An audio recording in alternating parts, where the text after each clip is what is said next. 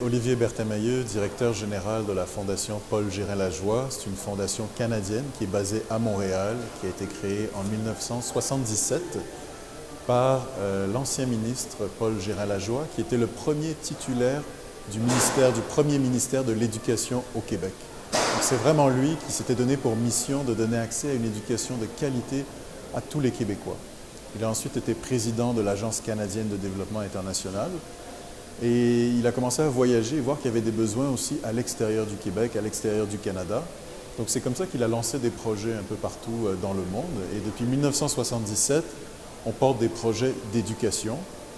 On est présent depuis 2020 en République démocratique du Congo sur le projet EduFemmes qui se clôture aujourd'hui.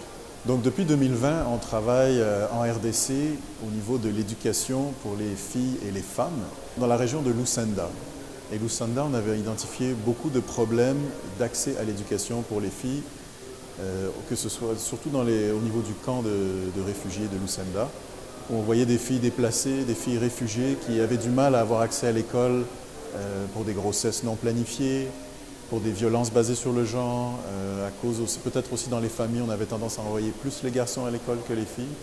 Et donc ce qu'on a fait, on a voulu travailler avec les communautés, la communauté haute, avec la communauté de Lucenda, pour s'assurer de ramener les filles et les femmes à l'école et pour les aider dans leur autonomisation, pour les amener dans des formations techniques et professionnelles. Et c'est ce qu'on a réussi à faire. On a réussi à travailler avec plus de 10 000 femmes et on a réussi à ramener sur les bancs d'école plus de 1400 filles avec des systèmes de rattrapage.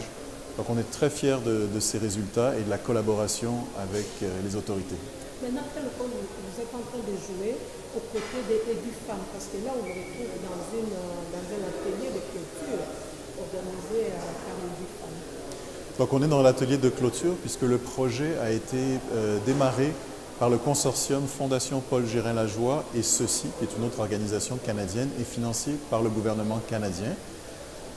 Donc on est là, on a développé le projet, on a travaillé avec des partenaires locaux évidemment, la Caritas Goma et le COFAS, qui est membre de la COCAFEM, et qui nous a permis de mettre le projet en œuvre. On a aussi des partenaires techniques comme Handicap International, et c'est pour ça qu'on est présent aujourd'hui, c'est justement pour célébrer tout le travail qui a été fait pendant 5 ans. Depuis le moment où on a développé le projet, on a été chercher le financement et on a pu le mettre en œuvre.